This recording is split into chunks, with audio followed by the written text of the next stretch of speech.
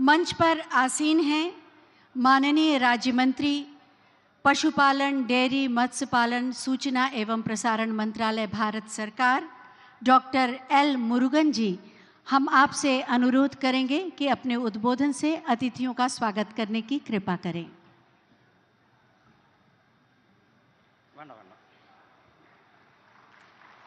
भारत माता की வெற்றிவேல். காசி தமிழ் சங்கமம் இந்த இரண்டாவது காசி தமிழ் சங்கத்தை தொடங்கி வைத்து இன்றைக்கு விழா பேருரை ஆற்ற வருகை தந்திருக்கின்ற யாதும் ஊரே யாவரும் கேளீர் என்று ஐநா சபையில் முழங்கி தமிழ் உலகத்திலேயே தொன்மையான மொழி என்று திருக்குறளை இன்றைக்கு உலகம் முழுவதும் எடுத்து சென்று பப்புவா கினியா நாட்டில் நம்மளுடைய திருக்குறளை அந்த நாட்டில் மொழிபெயர்த்து திருக்குறளை வெளியிட்டு இன்றைக்கு தமிழருக்கு ஒரு மிகப்பெரிய பெருமை சேர்த்து கொண்டிருக்கின்ற நம்மளுடைய உலகத் தலைவர், உலகம் போற்றுகின்ற உத்தமர், மாண்புமிகு பாரத பிரதமர் திரு நரேந்திர மோடிஜி அவர்களே, காசி தமிழ் சங்கமத்தை இரண்டாவது ஆண்டாக தொடர்ந்து நமக்கெல்லாம் ஊக்கத்தை கொடுத்து இங்கு நடத்தி கொண்டிருக்கின்ற உத்தரப்பிரதேச மாநிலத்தினுடைய முதலமைச்சர் மரியாதைக்குரிய திரு யோகி ஆதித்யநாத்ஜி அவர்களே, இந்த காசி தமிழ் சங்கத்தை பல்வேறு நிலைகளில் இதை இரண்டாவது ஆண்டாக வழிநடத்துகின்ற மாண்புமிகு மத்திய அமைச்சர் திரு தர்மேந்திர பிரதான்ஜி அவர்களே, இந்த நிகழ்ச்சியில் தமிழகத்திலிருந்து நமக்காக கலந்து கொண்டிருக்கின்ற மரியாதைக்குரிய பாசத்திற்குரிய சகோதரர் அண்ணன் பொன் ராதாகிருஷ்ணன்ஜி அவர்களே, பாரதிய ஜனதா கட்சியினுடைய மாநில தலைவர் பாசத்திற்குரிய சகோதரர் திரு கே அண்ணாமலை அவர்களே, சென்னை ஐஐடி டைரக்டர் திரு காமக்கோடி அவர்களே, மற்றும் இந்த நிகழ்ச்சியில் கலந்து கொண்டிருக்கின்ற பெரியோர்களே, தாய்மார்களே, சகோதர சகோதரிகளே, தமிழகத்திலிருந்து வருகை தந்திருக்கின்ற மாணவ சொந்தங்களே, உங்கள் அனைவருக்கும் என்னுடைய அன்பு கலந்த வணக்கத்தை தெரிவித்துக் கொண்டு, காசிக்கும் தமிழகத்திற்கும் உள்ள பந்தத்தை, காசிக்கும் தமிழகத்திற்கும் உள்ள ஆண்டாண்டு கால உறவை புதுப்பிக்கும் விதமாக ஒரே பாரதம் உன்னத பாரதத்தின் கீழே நாம் அனைவரும் ஒருவர், அனைவரும் ஒரே கலாச்சாரம், ஒரே பண்பாடு என்கின்ற அந்த முழக்கத்தை எடுத்து காசி தமிழ் சங்கமத்தை நம்மளுடைய பிரதமர் திரு நரேந்திர மோடிஜி அவர்கள் நமக்கு நடத்தி கொண்டிருக்கிறார்கள். காசிக்கும் ராமேஸ்வரத்திற்கும் உள்ள தொடர்பு, காசிக்கும் தென் காசிக்கும் உள்ள தொடர்பு, காசிக்கும் சிவகாசிக்கும் உள்ள தொடர்பு. காசியினுடைய நம்மளுடைய பாண்டிய மன்னர் இங்கு வந்து நம்மளுடைய லிங்கத்தை எடுத்து செல்வதற்காக வந்தவர். ஆனால் அந்த வண்டி நகர முடியாதனால அந்த பிரதிஷ்டையை சிலையை இங்கே பிரதிஷ்டை ஒரு ஐதீகம் உண்டு, நகரத்தார்கள் இங்கு காசியில் அந்த காசி விஸ்வநாதர் கோயிலில் மேம்படுத்துவதற்கு அந்த காலத்திலிருந்து அவர்களுடைய பங்கு உண்டு. இன்றைக்கு காசி தமிழ் சங்கமத்தை நம்முடைய பிரதமர் திரு நரேந்திர மோடிஜி அவர்கள் காசியினுடைய ராமேஸ்வரத்தினுடைய தமிழகத்தினுடைய தொடர்பை வலுப்படுத்தியிருக்கிறார். प्रधानमंत्री जी, मैं आपको धन्यवाद देना चाहेंगे. आपने पूरा दुनिया के लिए तमिल ये बहुत पुराना लैंग्वेज है. आपने यूएन असेंबली में यादुम ऊरे यावरुम केलीर ये बहुत बड़ा आवाज दिया. आपने तिरुकुरल के लिए, तिरुवल्लुवर के लिए पूरा दुनिया लेके गया.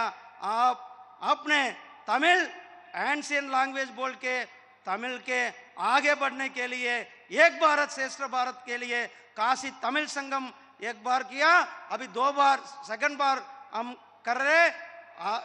ऐसे नहीं है, आपने इसमें लोग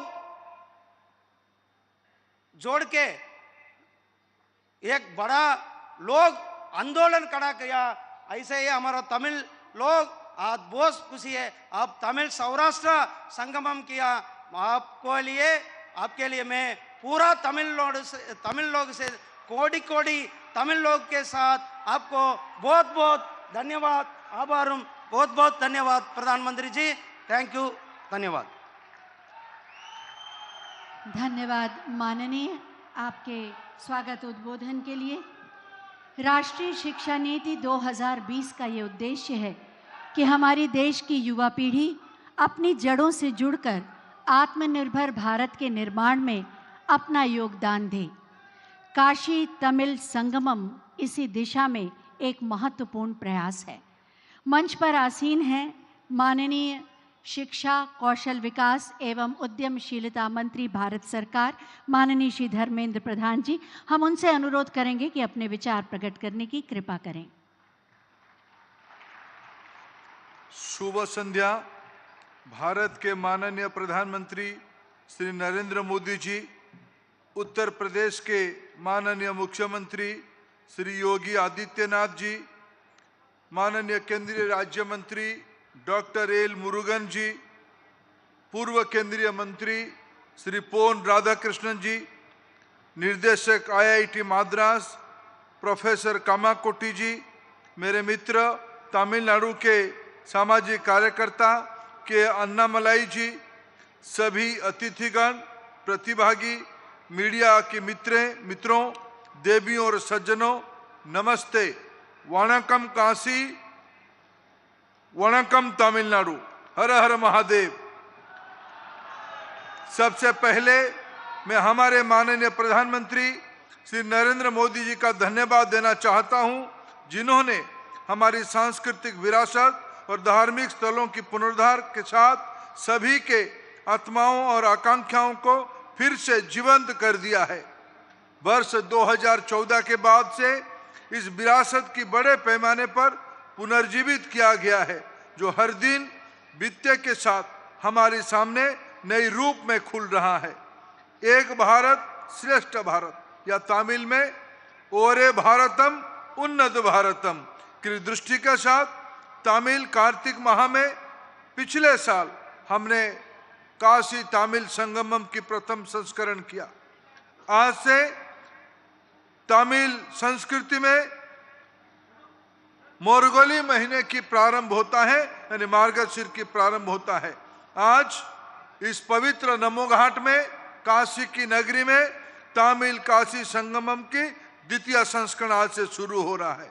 पिछले वर्ष तमिल संगमम 2022 के दौरान माननीय प्रधानमंत्री जी ने संबोधन में कहा था, अमृत काल में हमारे संकल्प पूरे देश की एकता और सामूहिकता प्रयास से पूरा होगा।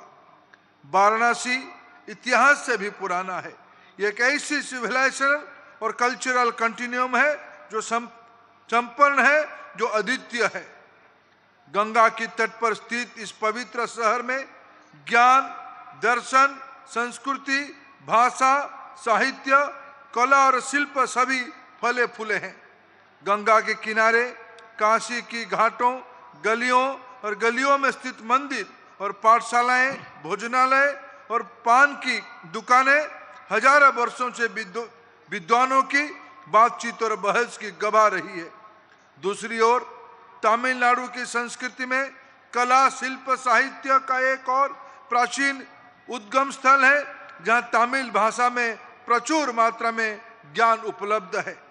जैसा कि माननीय प्रधानमंत्री जी ने कहा है, हमारी सीना गर्व से चौड़ा होना चाहिए कि तमिल दुनिया की सबसे पुरानी भाषा है। प्राचीन काल से यदि काशी उच्च शिक्षा की एस्पिरेशनल सिटी थी, तो तमिलनाडु अप्लाइड नॉलेज की एस्पिरेशनल भूमि था। निकट और दूर से ज्ञान चाहने वाले लोग काशी आते थे और प्रयागराज, अयोध्या, गोरखपुर जैसे स्थान में इंटरनल रूप में नॉलेज हब के रूप में जुड़े हुए थे। इसी प्रकार तमिलनाडु में कांची, रामेश्वर, श्रीरंगम, कन्याकुमारी, तिरुनेलवेली, तंजावुर, मदुराई, कोयम्बटूर, तेनकाशी ये एक्सीलेंट नॉलेज सेंटर के रूप में काम किया है। तमिलनाडु के अधिकांश मंदिरों में काशी विश्वनाथ के लिए अलग गर्भगृह है। काशी और तमिलनाडु के बीच में घनिष्ठ संबंध की गवाह तमिलनाडु के तेनकाशी, विराट काशी, पुष्पवन काशी, कंपन काशी और शिव काशी जैसे शहर हैं। काशी में, तमिलनाडु में ऐसा कोई शिव जी के मंदिर प्रतिष्ठा नहीं होती है जहां गंगा जल ना जाता होगा। इन दोनों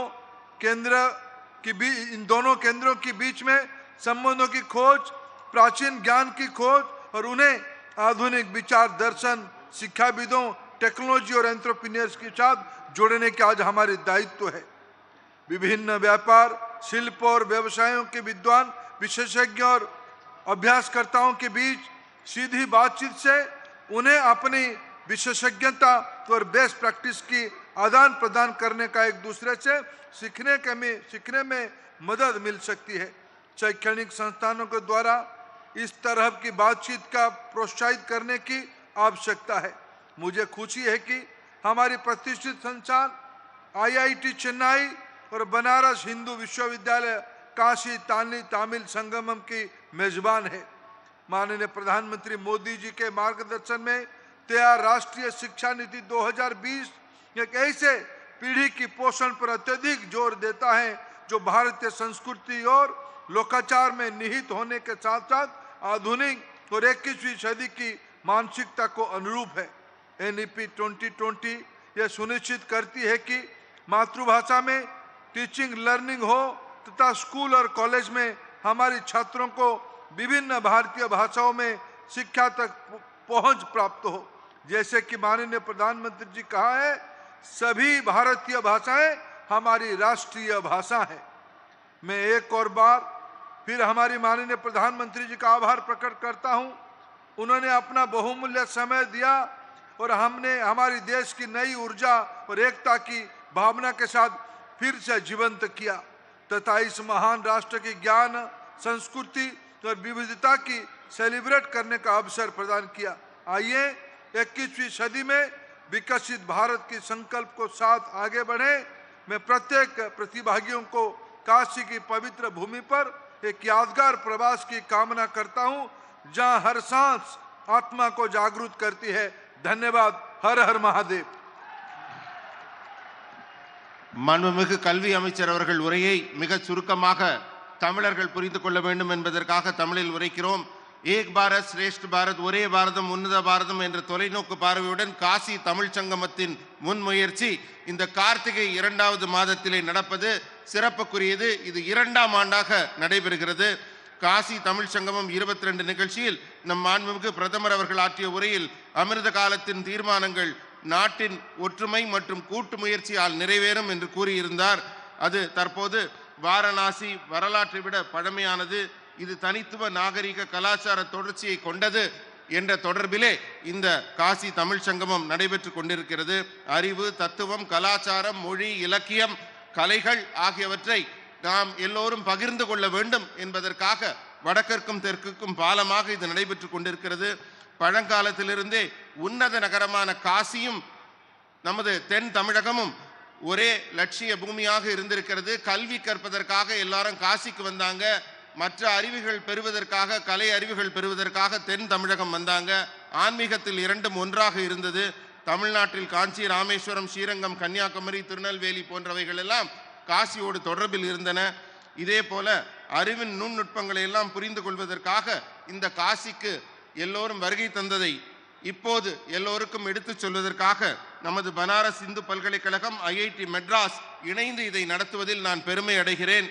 அதே போல மாண்புமிகு பிரதமர் நரேந்திர மோடிஜி அவர்கள் வழிகாட்டுதலில் தயாரிக்கப்பட்ட தேசிய கல்விக் கொள்கை நேஷனல் எஜுகேஷன் பாலிசி 2020 இந்திய கலாச்சாரம் மற்றும் நெறிமுறைகளில் வேரூன்றிய ஒரு தலைமுறையை வளர்ப்பதற்கும் 21ஆம் நூற்றாண்டில் அவர்களை தயார்படுத்துவதற்குமான ஒரு செயலை செய்வதற்கு இந்த காசி தமிழ் சங்கமம் பயன்படுகிறது.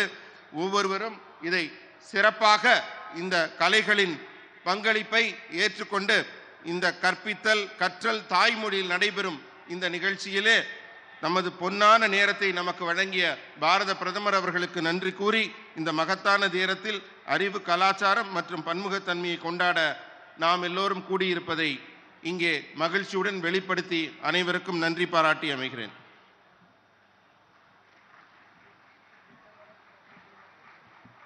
धन्यवाद। विकास के नए सोपान खोलकर दिव्य सांस्कृतिक विरासत की आभा में नए उत्तर प्रदेश का नया स्वरूप और नई परिभाषा गढ़ रहे हैं माननीय मुख्यमंत्री माननीय श्री योगी आदित्यनाथ जी। मैं बहुत ही आदर के साथ उनसे अनुरोध करूंगी कि आज के इस अवसर पर अपने प्रेरणादायी उद्बोधन से हमें अनुग्रहित करें।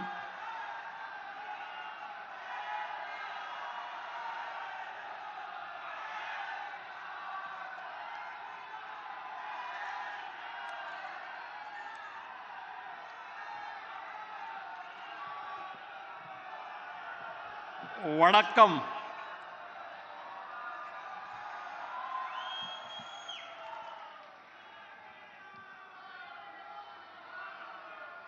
Onkolai Kasil வரவேற்கிறோம். காசிக்கு வரவேற்கிறோம். आदरणीय प्रधानमंत्री जी, केंद्रीय शिक्षा कौशल विकास और उद्यमिता मंत्रालय के माननीय मंत्री माननीय श्री धर्मेंद्र प्रधान जी, केंद्रीय राज्य मंत्री डॉक्टर एल मुरुगन जी, पूर्व केंद्रीय मंत्री श्री पॉन राधाकृष्णन जी, आईआईटी चेन्नई के निदेशक प्रोफेसर बी कामकोटी जी,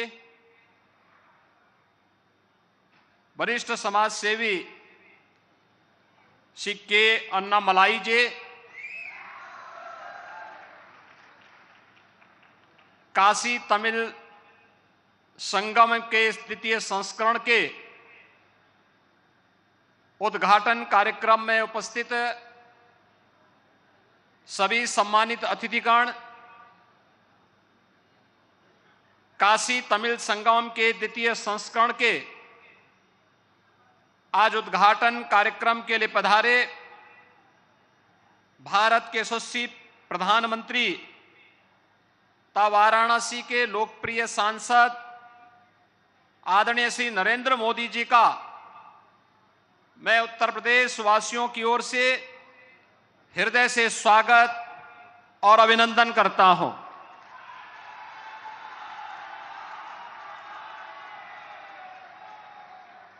विश्वेश्वर की पवित्र धरा पर रामेश्वर की पावन भूमि से पधारे तमिलनाडु के अपने सभी सम्मानित अतिथियों का भी मैं हृदय से स्वागत करता हूं। तमिल कार्तिक माह में काशी तमिल संगमम का यह आयोजन आदरणीय प्रधानमंत्री जी के विजन का परिणाम है। इससे दक्षिण का उत्तर से अद्भुत संगम हो रहा है। सहस्त्राब्दियों पुराना संबंध फिर से नवजीवन पा रहा है।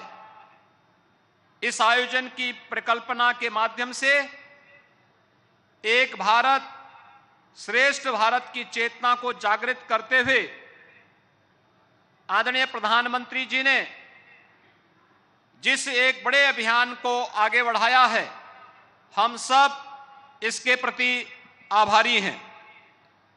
काशी तमिल संगमम में तमिलनाडु से छात्र, शिक्षक, शिल्पकारों, साहित्यकारों सहित अध्यात्म, उद्योग जगत, विरासत, नवाचार, व्यवसाय, देवालय व्यवस्था, ग्रामीण पृष्ठभूमि तथा संस्कृति जगत से जुड़े हुए 12 समूह काशी का भ्रमण करेंगे और विषय विशेषज्ञों से यहां पर संवाद भी करेंगे।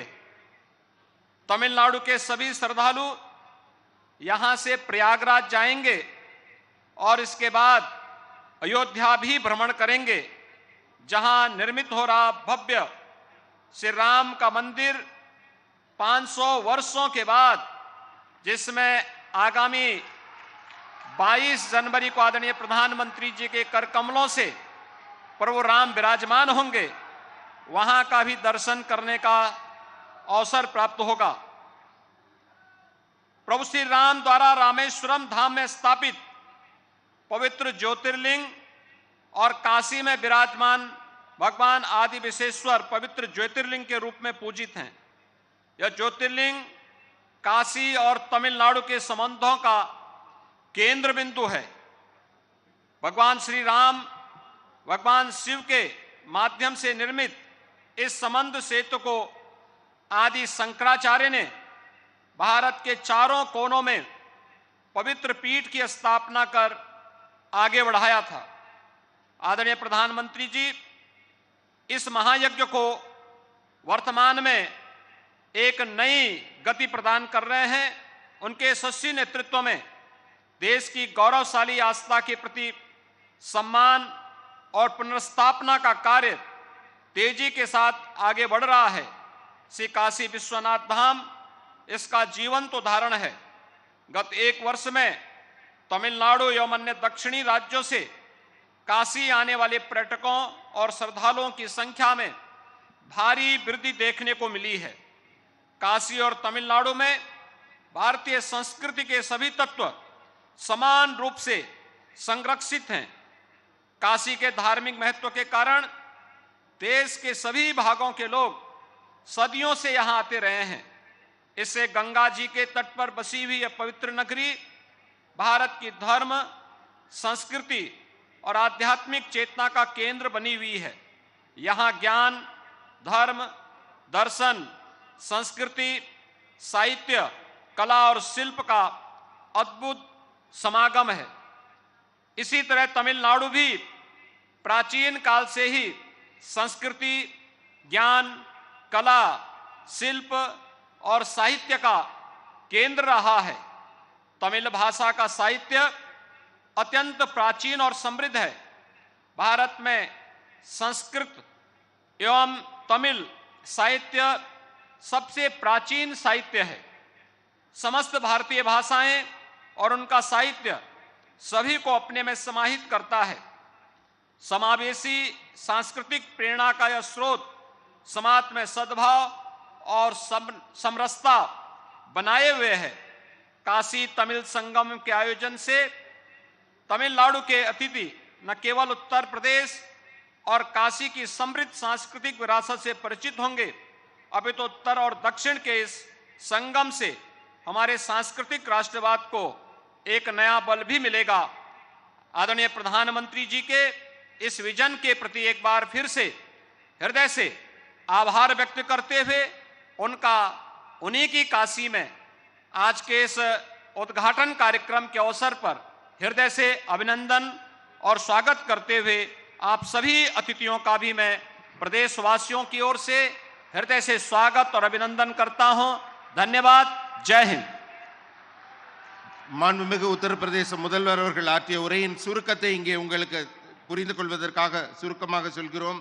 தமிழகத்திலிருந்து வந்திருக்க எல்லாரையும் நான் அன்போடு வரவேற்கிறேன். காசி மாநகரம் உங்களை வரவேற்கிறது. இது பாரத பிரதமர் அவர்களின் கனவு இன்று நனவாகி கொண்டிருக்கிறது. அதுவும் இரண்டாவது முறையாக இந்த ஆண்டு இது நடக்கிறது. வடக்கும் தெற்கும் கைகுலுக்கி கொள்ளும் இந்த உன்னதமான இந்த நிகழ்ச்சி தான் ஒரே பாரதம் உன்னத பாரதம் என்ற ஒரு தத்துவத்தின் தொடக்கமாகும். இங்கே வந்து பல துறை நிபுணர்கள்லாம் தமிழகத்திலேருந்து வந்து காசியோட பெருமைகளையும் இங்கே இருக்கிற தமிழர்களின் அடையாளங்களையும் பார்த்து கொண்டு செல்கிறார்கள். வந்தது மட்டுமல்ல, 500 வருஷம் கழிச்சு இப்ப கட்டப்பட்டு கொண்டிருக்கிற ராமர் கோயிலை நீங்கள் எல்லாம் சென்று பார்க்க போகிறீர்கள். அந்த பெருமை உங்களுக்கெல்லாம் இந்த நிகழ்ச்சியின் மூலம் கிடைக்கிறது. தமிழ்நாடு ராமேஸ்வரத்திலையும் காசியிலையும் ஜோதிர்லிங்கம் இருக்கு. இது ஒரு பொது நமக்குள்ள இருக்கிற ஒரு பொது உணர்வு. இதே போல தமிழ்நாட்டில் நிறைய காசிங்கிற பெயர்ல கோவில்களும் பெயர்களும் அங்கே விளங்கி கொண்டிருக்கிறது. இதே போல தமிழ்நாடு பண்டைய காலத்திலிருந்து கலை, அறிவு, கலாச்சாரம், கைவினை, இலக்கியம் எல்லாத்திலையும் பழமையானது. உலகின் மூத்த மொழியாக சமஸ்கிருதம் போல தமிழும் ஒரு தொன்மையான மூத்த மொழி. இதை நாம் எல்லாம் பெருமையோடு சொல்றோம். பிரதமர் அவர்களின் கனவு இந்த காசி தமிழ் சங்கமம், அது இரண்டாம் முறையாக இங்கே காசியில் நடைபெறுவது எனக்கு மிகுந்த மகிழ்ச்சியை தருகிறது. அதனால உங்கள் அனைவரையும் இந்த நிகழ்ச்சிக்கு வருக வருக என்று மீண்டும் வரவேற்று அமைகிறேன். நன்றி, வணக்கம்.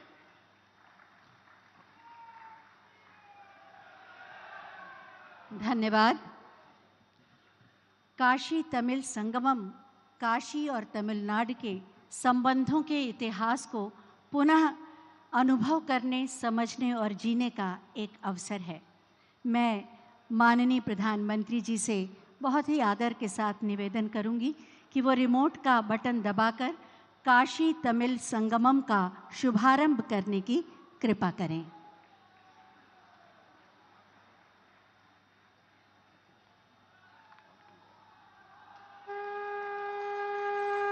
शुभारंभ हुआ काशी तमिल संगमम 2023।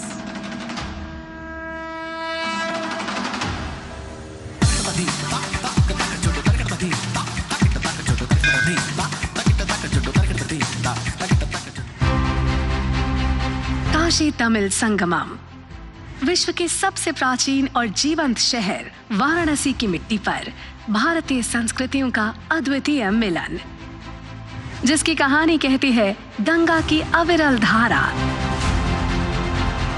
पिछले वर्ष तमिल कैलेंडर के अनुसार ये था कार्तिकेय का पवित्र महीना और इसी पवित्र महीने में वाराणसी बना था साक्षी काशी तमिल संगमम के प्रथम भव्य आयोजन का। काशी तमिल संगमम ने प्रधानमंत्री श्री नरेंद्र मोदी जी के एक भारत श्रेष्ठ भारत के विजन की वीणा के तार को झंकृत किया और प्रधानमंत्री जी के पंच प्राण में से एक विरासत पर गर्व को भी दी मजबूती। प्राचीन भारत की शिक्षा और संस्कृति के दो केंद्र वाराणसी और तमिलनाडु के एक माह तक चलने वाले इस अद्भुत और अविस्मरणीय मिलन को देखकर ऐसा लग रहा था कि देवलोक बनारस के घाटों पर उतर आया हो। पिछले वर्ष के काशी तमिल संगमम के आयोजन में हजारों लोग तमिलनाडु से वाराणसी आए थे। दोनों क्षेत्रों की कला, संस्कृति, व्यंजन, व्यवसाय आदि का हुआ था आदान प्रदान। इसके अलावा वाराणसी के ग्रामीण बच्चों के लिए IIT मद्रास द्वारा विद्या शक्ति कार्यक्रम और तमिलनाडु के शंकर नेत्र अस्पताल के वाराणसी केंद्र का हुआ था शिलान्यास। अपनी उसी ऊर्जा, उसी भव्यता और उसी पवित्रता के साथ काशी तमिल संगमम दे रहा है दस्तक एक बार फिर से वाराणसी और तमिलनाडु के हृदय पर। हमारे देश में संगमों की बड़ी महिमा, बड़ा महत्व रहा है। नदियों और धाराओं के संगम से लेकर विचारों, विचारधाराओं, ज्ञान, विज्ञान और समाजों, संस्कृतियों के हर संगम को हमने सेलिब्रेट किया है। ये सेलिब्रेशन वास्तव में भारत की विविधताओं और विशेषताओं का सेलिब्रेशन है और इसलिए काशी तमिल संगमम अपने आप में विशेष है, अद्वितीय है। प्रधानमंत्री जी के विजन के अनुरूप भारत सरकार की इस पहल का उद्देश्य है राष्ट्रीय शिक्षा नीति 2020 के तहत एक ऐसी पीढ़ी का निर्माण जो आधुनिकता की उंगलियां भी पकड़े हुए है और जिसकी जड़ों में है संस्कृति और लोकाचार की शिक्षा। 17 से 30 दिसंबर तक वाराणसी में चलने वाले इस संगमम की शुरुआत तमिल कैलेंडर के अनुसार मार्गली के उस पवित्र महीने से हो रही है, जब सभी मंदिर सूर्योदय से पहले खुलते हैं और लोग पवित्र नदियों में लगाते हैं डुबकी।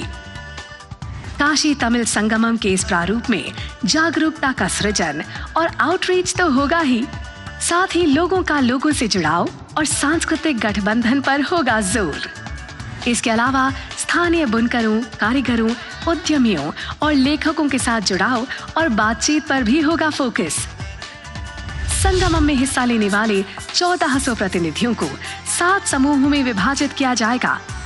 प्रतिनिधियों द्वारा काशी विश्वनाथ और अन्य मंदिरों के दर्शन के साथ साथ सारनाथ, प्रयागराज और अयोध्या की यात्रा भी की जाएगी।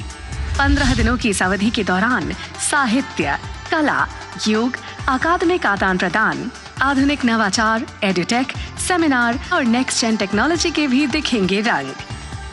संगमम में नमो घाट पर सांस्कृतिक दलों द्वारा तमिल और काशी संस्कृतियों की झलक का भी होगा प्रदर्शन। भारत सरकार के विभिन्न मंत्रालयों और विभागों द्वारा लगाए गए स्टॉल करेंगे आपको मंत्रमुग्ध। दोनों संस्कृतियों के व्यंजन की खुशबू भी होगी हवा में और स्वाद का जादू भी सिर चढ़कर बोलेगा। आध्यात्मिक सर्किट भी बांध लेगा आपको अपनी पवित्रता के बंधन में। बौद्धिक, सांस्कृतिक, आध्यात्मिक और एकता के धागों से बुने संगमम का आज माननीय प्रधानमंत्री श्री नरेंद्र मोदी जी कर रहे हैं उद्घाटन।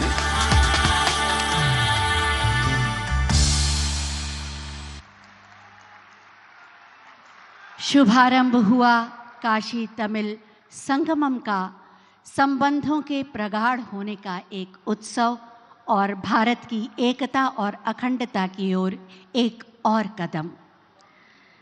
CICT तमिल भाषा के प्राचीन ग्रंथों का विभिन्न भाषाओं में अनुवाद करता रहा है और आज के इस संगमम की विशेषता है कि ब्रेल भाषा में भी कुछ महत्वपूर्ण तमिल भाषा के प्राचीन ग्रंथों का अनुवाद किया गया है, जिसका विमोचन माननीय प्रधानमंत्री जी के कर कमलों द्वारा होना है।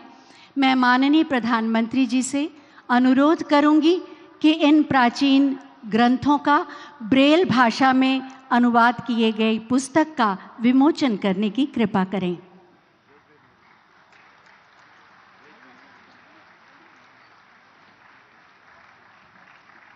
இன்று தமிழின் மிகச்சிறந்த புத்தகங்களை எல்லாம் பிரெய்லி முறையில் இதுவரைக்கும் பிற மொழிகளில் வெளியிட்டாங்க. இப்போ கண் இல்லாதவர்கள் கூட படிக்கும் வகையில் பிரெய்லியில் வெளியிடுறாங்க. திருக்குறள் புத்தகத்தை மாண்புமிகு பாரத பிரதமர் அவர்கள் இப்போது வெளியிட்டார். இதே போல திருக்குறள், தொல்காப்பியம், சிலப்பதிகாரம், மணிமேகலை, குறுந்தொகை, புறநானூறு, நாலடியார், இது எல்லா புத்தகமும் இப்போது பிரெய்லி முறையில் வெளியிடப்பட்டிருக்கு. தமிழின் தொன்மையான இலக்கியங்கள் எல்லாம் இப்போது எல்லாரும் படிக்கிறது கிடைச்சிருக்கு. கண்ணுடையர் என்போர் கற்றோர், முகத்திரண்டு புண்ணுடையோர் கல்லாதவர்னு வள்ளுவர் சொன்ன வாக்கு இந்த மேடையில் மெய்ப்பட்டிருக்கு. बहुत बहुत धन्यवाद माननीय प्रधानमंत्री जी। अंधकार में प्रकाश की, ज्ञान के प्रकाश की किरण का प्रवेश इन पुस्तकों के माध्यम से आपने किया। कन्याकुमारी से काशी की दूरी को कम करने के लिए, आपकी यात्रा को सुगम और सुरक्षित बनाने के लिए और संबंधों को विस्तार और गति देने के लिए काशी तमिल संगमम एक्सप्रेस रेल चलाई जा रही है, आज जिसका शुभारंभ माननीय प्रधानमंत्री महोदय के हाथों होना है। मैं माननीय प्रधानमंत्री महोदय से अनुरोध करूंगी कि हरी झंडी दिखाकर काशी तमिल संगमम एक्सप्रेस जो कन्याकुमारी से वाराणसी और वाराणसी से कन्याकुमारी की यात्रा को पूरा करेगी, उसे रवाना करने का आदेश दें।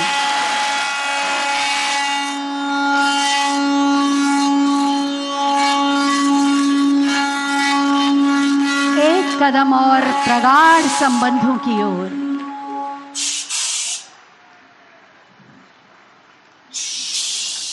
जोरदार तालियों की शुभकामनाओं के साथ आज आप इस शुभ कार्य के साथ हों।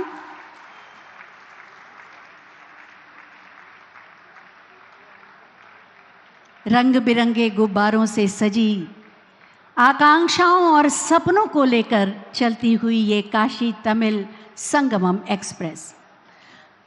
बहुत बहुत धन्यवाद माननीय प्रधानमंत्री जी, ये उपहार देने के लिए जो हमारे अंतर संबंधों को एक नया आयाम देगा।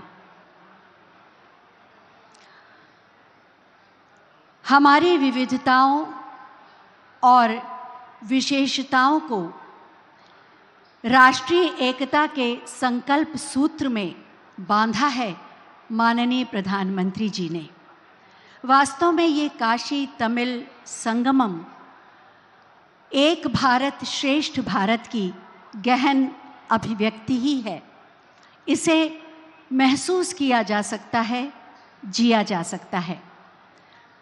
मैं माननीय प्रधानमंत्री जी को उद्बोधन के लिए आमंत्रित करूं, इससे पहले आपको बताना चाहूँगी कि आप सब अपने ईयरफोन ऑन कर लें। माननीय प्रधानमंत्री जी का उद्बोधन के शुरू के 3 मिनट में त्वरित अनुवाद प्रसारित होगा। बहुत ही आदर के साथ आमंत्रित करती हूँ माननीय प्रधानमंत्री जी को हमारे मार्गदर्शन के लिए।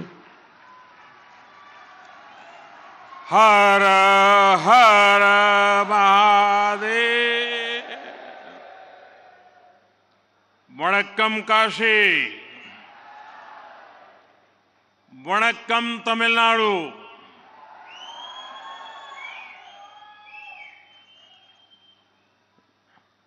Those who are coming from Tamil Nadu, I request them to use your earphone. First time using AI technology.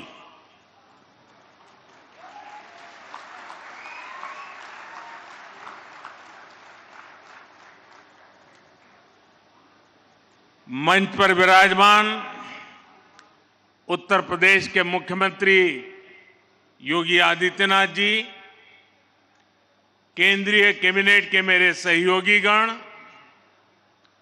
Kashi और तमिलनाडु के विद्वज्जन, तमिलनाडु से मेरी काशी पधारे भाई और बहनों, अन्य सभी महानुभाव, देवी और सज्जनों, आप सब इतनी बड़ी संख्या में सैकड़ों किलोमीटर का सफर तय करके काशी आए हैं। काशी में आप सब अतिथि से ज्यादा मेरे परिवार के सदस्य के तौर पर यहां आए। मैं आप सभी का काशी तमिल संगमम में स्वागत करता हूं।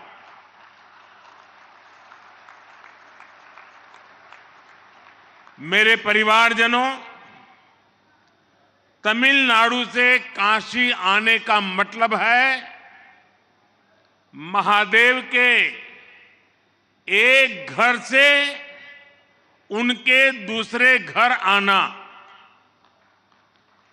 तमिलनाडु से काशी आने का मतलब है मदुरई मीनाक्षी के यहां से काशी विशालाक्षी के यहां आना। इसलिए तमिलनाडु और काशी वासियों के बीच हृदय में जो प्रेम है, जो संबंध है, वो अलग भी है और अद्वितीय भी है। मुझे विश्वास है काशी के लोग आप सभी की सेवा में कोई कमी नहीं छोड़ रहे होंगे। आप जब यहां से जाएंगे तो बाबा विश्वनाथ के आशीर्वाद के साथ साथ काशी का स्वाद, काशी की संस्कृति और काशी की स्मृतियां भी ले जाएंगे। आज यहां आर्टिफिशियल इंटेलिजेंस के माध्यम से टेक्नोलॉजी का नया प्रयोग भी हुआ है। ये एक नई शुरुआत हुई है और उम्मीद है इससे आप तक मेरी बात पहुंचना और आसान हुआ है। Is it okay? Annamalai? The friends from Tamil Nadu, is it okay? You enjoy? So this was my first experience.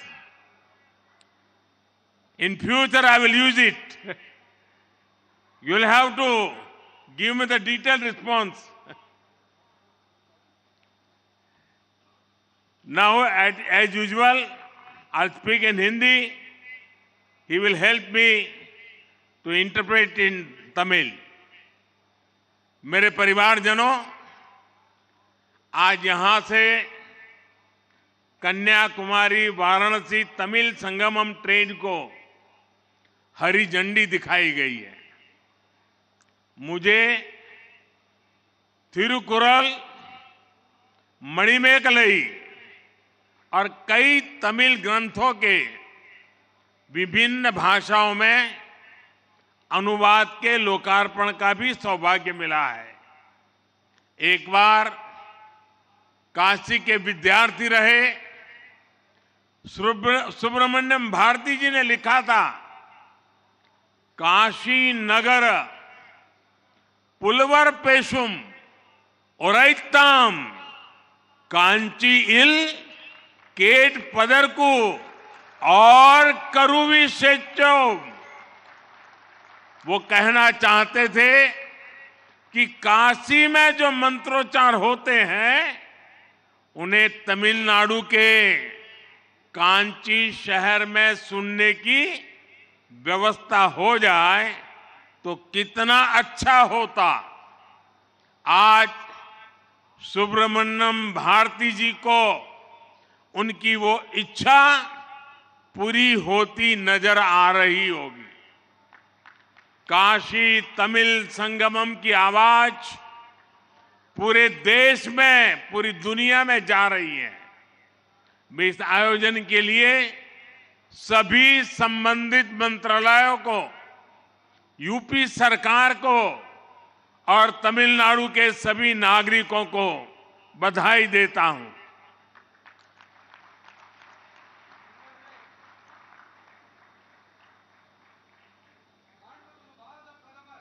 Mic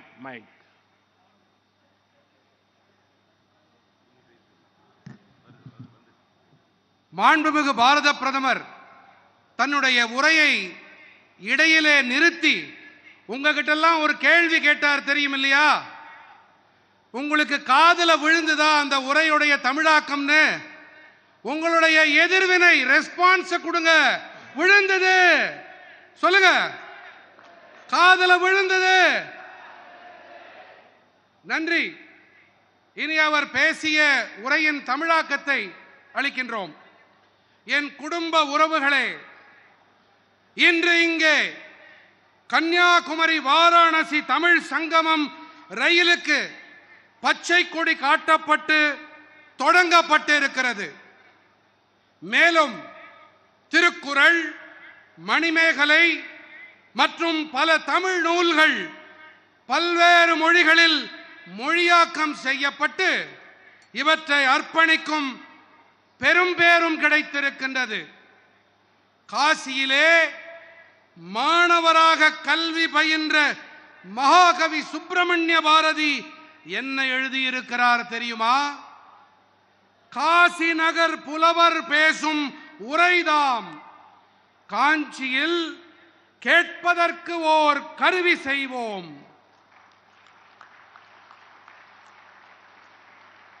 அவர் கூற விரும்பியது என்ன தெரியுமா? காசியிலே புரியப்படும் மந்திர உச்சாடனங்கள் எல்லாம் தமிழ்நாட்டின் காஞ்சி மாநகரிலே கேட்கப்படக்கூடிய ஒரு அமைப்பு, ஒரு கருவி ஏற்படுத்தப்படுமானால் எத்தனை அருமையாக இருக்கும் என்பதே அவருடைய தொலைநோக்காக இருந்தது. பாரதி அவர்களின் நல்விருப்பம் இன்று நிறைவேறி வருகின்றது. காசி தமிழ் சங்கமத்தின் குரல் தேசமெங்கிலும் உலகெங்கிலும் ஒலித்துக் கொண்டிருக்கின்றது.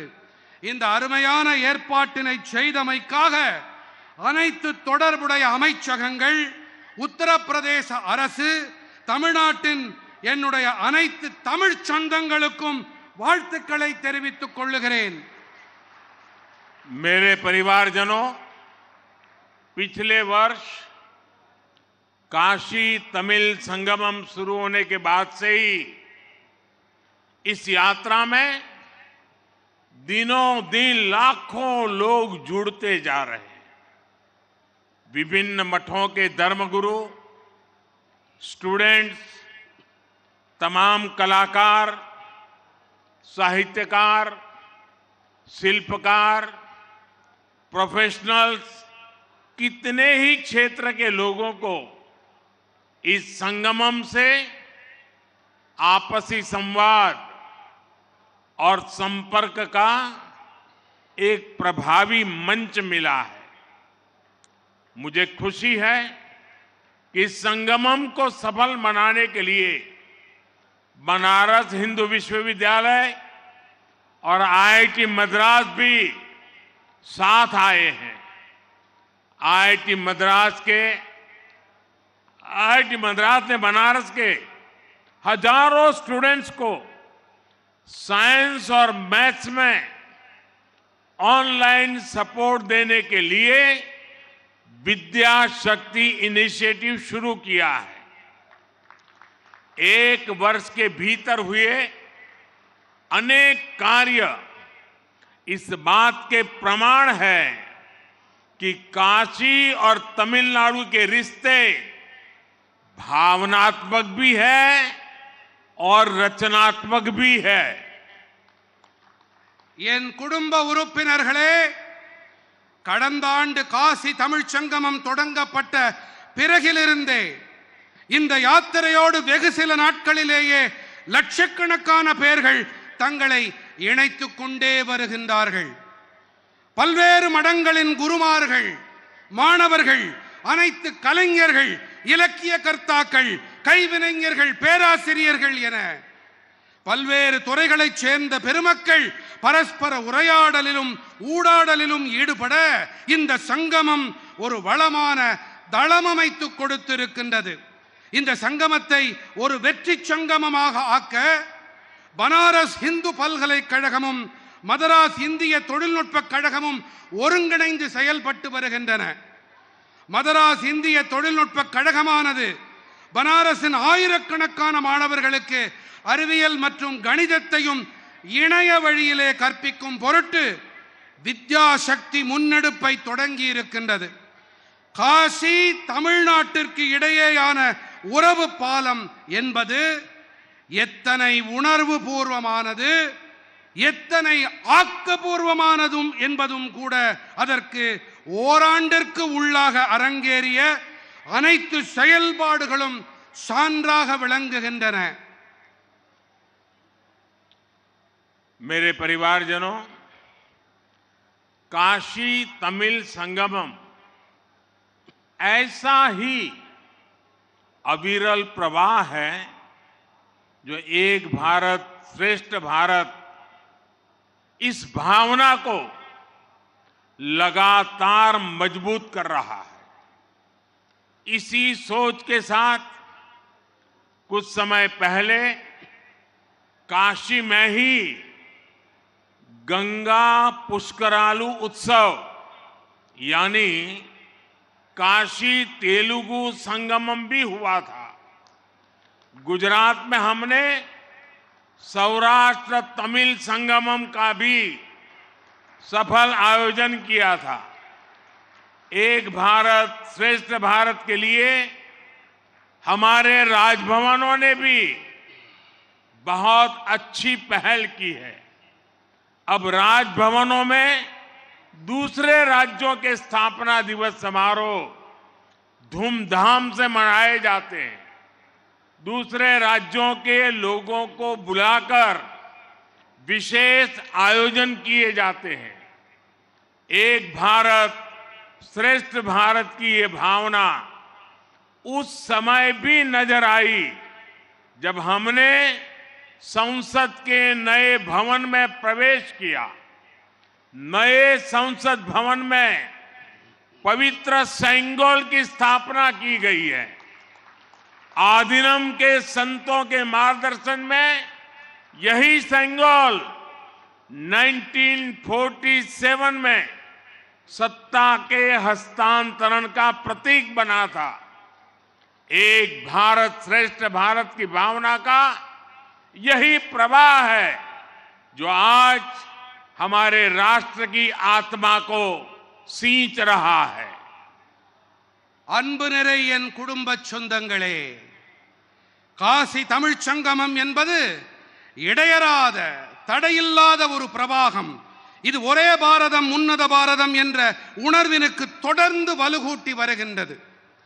இந்த எண்ணத்தை அடியொற்றியே சில காலம் முன்பாக காசியிலே கங்கா புஷ்கராலு உற்சவம், அதாவது காசி தெலுங்கு சங்கமமும் நடந்தேறியது. குஜராத்திலே நாம் சௌராஷ்டிர தமிழ் சங்கமத்தை வெற்றிகரமாக அரங்கேற்றினோம். ஒரே பாரதம் உன்னத பாரதம் என்பதை முன்னெடுத்து செல்லும் பொருட்டு நமது ஆளுநர் மாளிகைகளும் கூட பெரிய அளவிலே முன்னெடுப்பை செய்திருக்கின்றன. இப்போதெல்லாம் ஆளுநர் மாளிகைகளில் பிற மாநிலங்களின் நிறுவன நாள் கொண்டாடப்படுகிறது. பிற மாநில மக்களை அழைத்து சிறப்பான ஏற்பாடுகளும் நிகழ்ச்சிகளும் நடத்த பெறுகின்றன. ஒரே பாரதம் உன்னத பாரதத்தின் இந்த உணர்வு நாம் புதிய நாடாளுமன்ற கட்டிடத்தில் நுழையும் வேளையிலே கூட பளிச்சிட்டது. புதிய நாடாளுமன்ற கட்டிடத்திலே புனிதமான செங்கோல் ஸ்தாபிக்கப்பட்டது. புனிதமிகு ஆதீனங்களின் வழிகாட்டுதலின் பேரில் இந்த செங்கோல் தான் 1947ஆம் ஆண்டு ஆட்சி மாற்றத்தின் அடையாளமாக அமைந்தது. ஒரே பாரதம் உன்னத பாரதம் உணர்வின் இந்த பெருக்குதான் இன்று நமது தேசத்தின் ஆன்மாவிற்கு நீரூற்றி உரம் சேர்த்து வருகின்றது.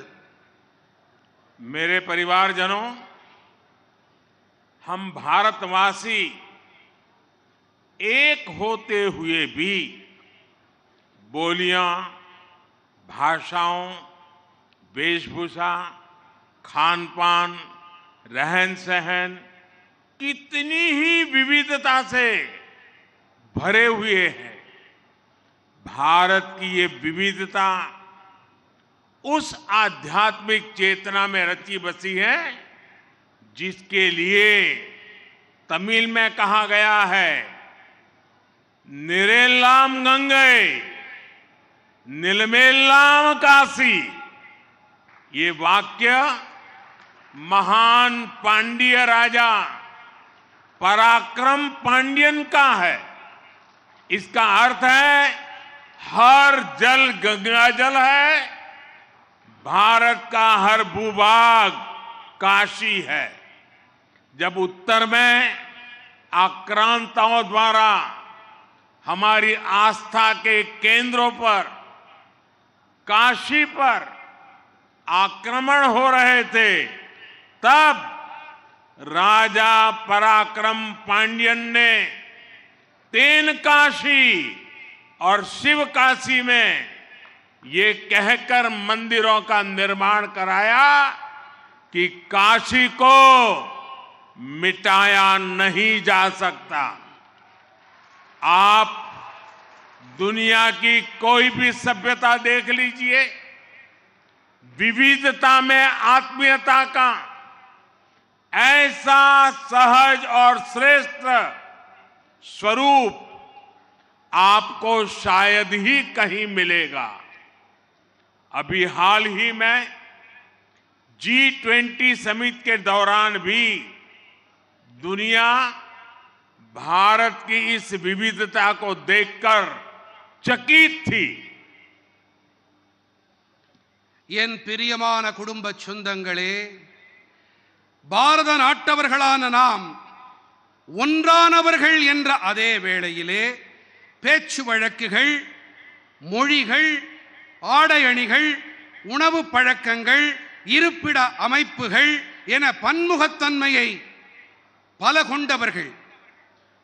பாரதத்தின் இந்த பன்முகத்தன்மை வாசம் செய்து வளம் கொழிக்கும் ஆன்மீக பெருஞ்சுடரைத்தான் நீரெல்லாம் கங்கை நிலமெல்லாம் காசி என்ற அழகு தமிழ் மொழியிலே போற்றி பேசுவார்கள்.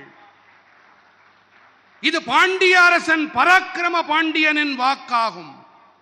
அதாவது பாரத நாட்டின் அனைத்து நீரும் புனிதமான கங்கையே, பாரத நாட்டின் நிலப்பரப்பு அனைத்தும் பவித்திரமான காசி பெரும்பதியே.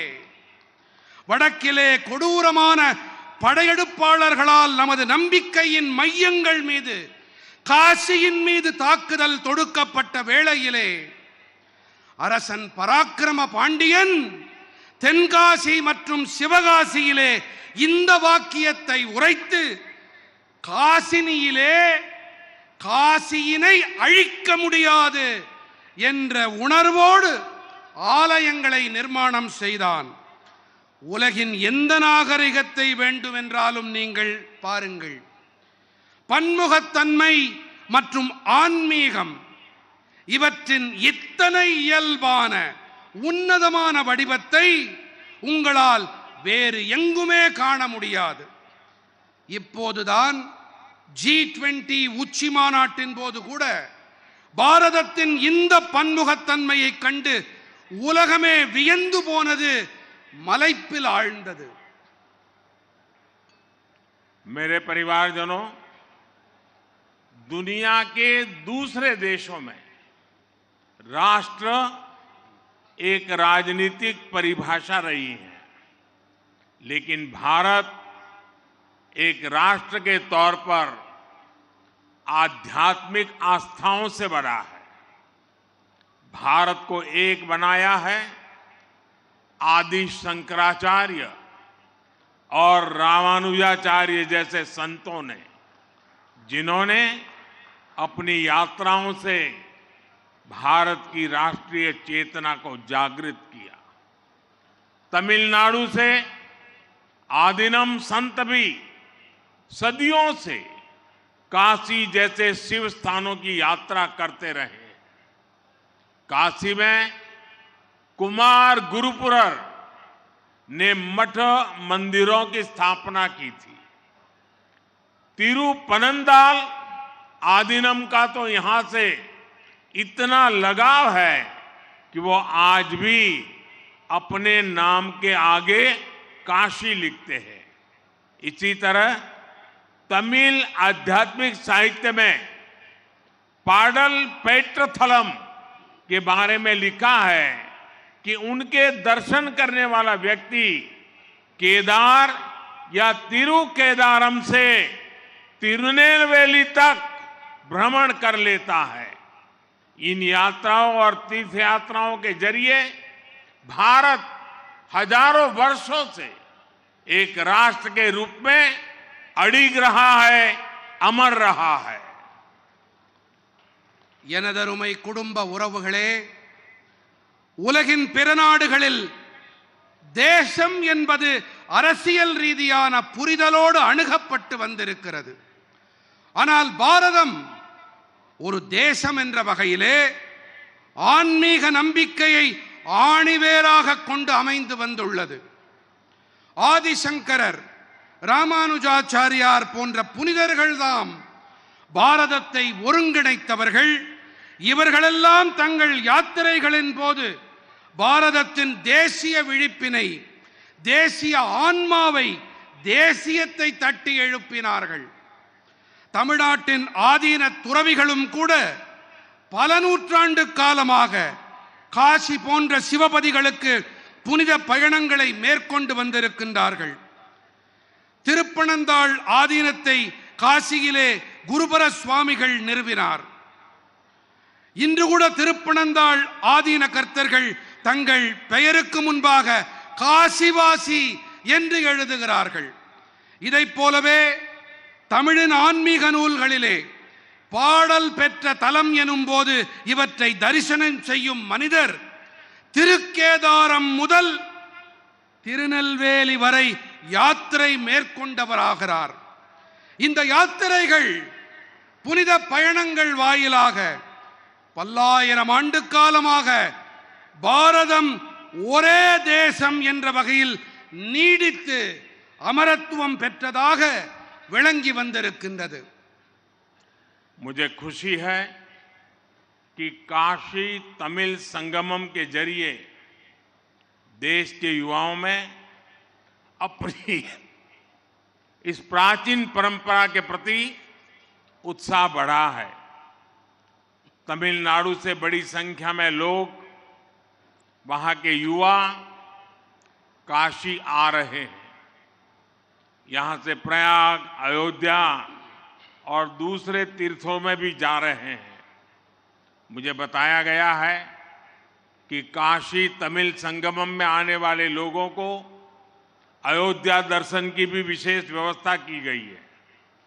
महादेव के साथ ही रामेश्वरम की स्थापना करने वाले भगवान राम के दर्शन का सौभाग्य अद्भुत है।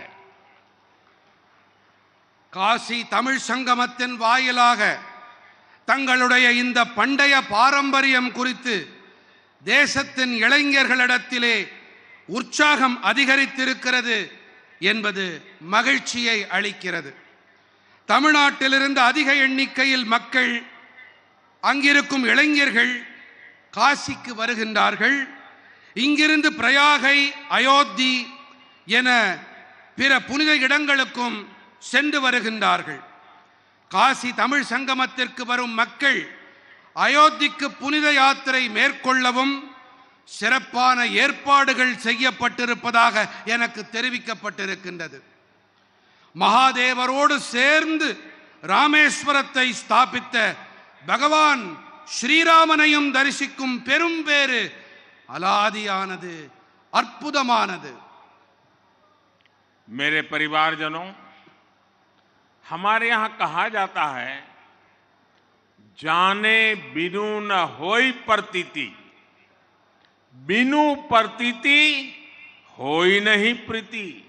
अर्थात जानने से विश्वास बढ़ता है और विश्वास से प्रेम बढ़ता है। इसलिए ये जरूरी है कि हम एक दूसरे के बारे में, एक दूसरे की परंपराओं के बारे में, अपनी साझी विरासत के बारे में जाने। दक्षिण और उत्तर में काशी और मदुराई का उदाहरण हमारे सामने है। दोनों महान मंदिरों के शहर हैं, दोनों महान तीर्थ स्थल है। मदुराई वैगई के तट पर स्थित है और काशी गंगई के तट पर। तमिल साहित्य में वैगई और गंगई दोनों के बारे में लिखा गया है। जब हम इस विरासत को जानते हैं तो हमें अपने रिश्तों की गहराई का भी एहसास होता है। என் நெஞ்சம் நிறை குடும்ப பந்தங்களே, நம் நாட்டிலே ஒன்று கூறப்படுவதுண்டு, ஜானே பினு ந ஹோய் பரதீதி, பினு பரதீதி ஹோய் நஹி பிரீத்தி.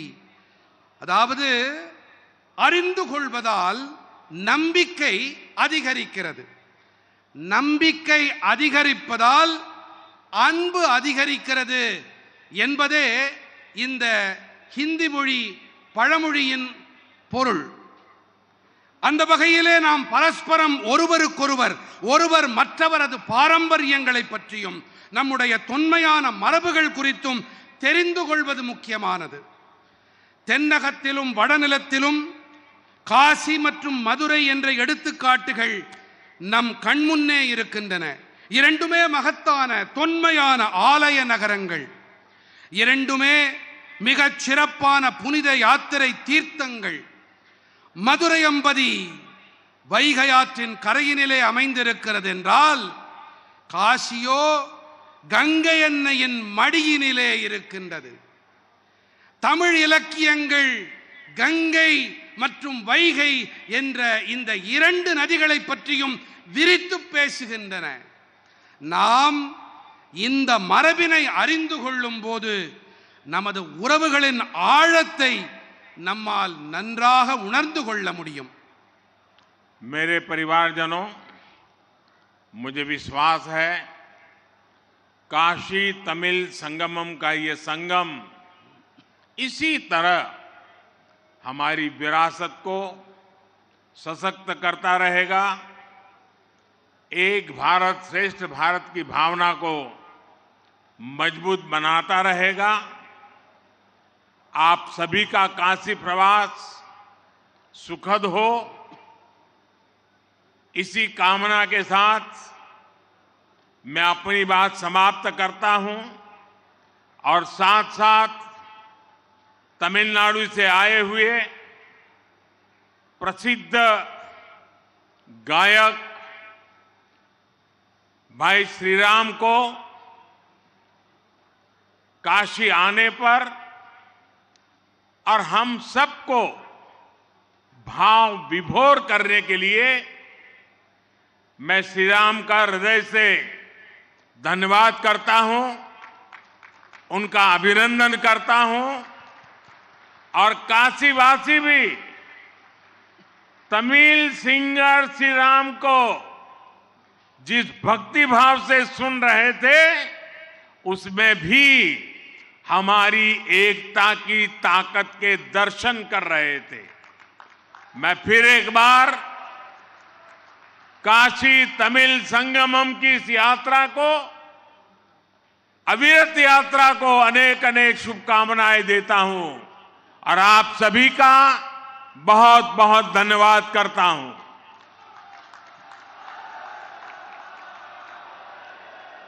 என் நெஞ்சம் நிறை குடும்ப சொந்தங்களே, எனக்கு நம்பிக்கை இருக்கிறது காசி தமிழ் சங்கமத்தின் இந்த கூடல் இதே போன்று நமது மரபுகள் பாரம்பரியங்களுக்கு வலு சேர்த்துக் கொண்டே இருக்கும். ஒரே பாரதம் உன்னத பாரதம் என்ற உணர்வினுக்கு மேலும் வளம் சேர்த்துக் கொண்டே இருக்கும். உங்கள் அனைவரின் காசிவாசம் இன்பமானதாக இருக்கட்டும். இந்த நல்விருப்பத்தோடு நான் என் உரையை நிறைவு செய்கிறேன். உங்கள் அனைவருக்கும் பல பல நன்றிகள். நிறைவு செய்வதற்கு முன்பாக கர்நாடக இசை பாடகர் இங்கே நமக்கெல்லாம் இசை விருந்தளித்தார்.